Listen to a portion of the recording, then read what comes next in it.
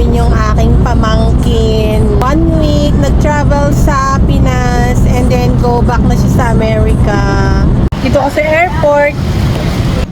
Ayan ang pamangkin ko guys, babalik na siya sa America. Ready, bye-bye!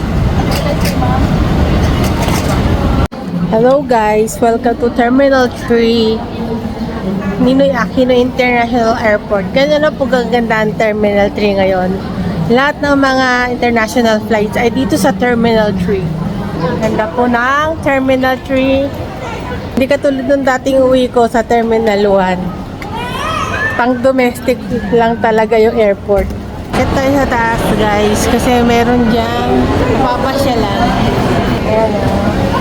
Hello guys. Yeah, ganito ang taas ng Terminal 3. Pwede po kayong umakyat-akyat dito para mamasyal. Yan. Marami nang pong kakainan dito. May McDonald's. Meron pong mga stores. Bilhan ng chocolate. As you see guys, maganda talaga ang Terminal 3. Compared dun sa binabaan ko last year nang umuwi ako galing Korea. Mas maganda ang Terminal 3 kaysa Terminal 1. Kaya binago na nga ang flights. Pinagpalit yung domestic sa international. Dati ito yung domestic airport eh. Ginawa na siya ng international.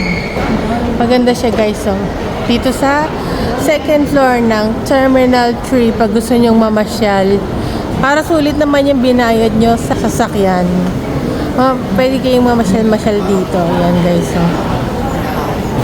Ayan guys, at may Subway dito. May Wendy's din guys. Bukod doon sa McDo kanina, may Wendy's din dito. Tingnan mo guys ang Terminal 3. Ang ganda, linis-linis talaga.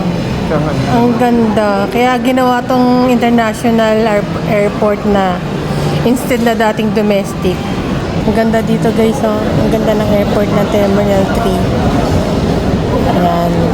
Ayan o, laki siya. At take note guys, meron din dito ang Victoria's Secret.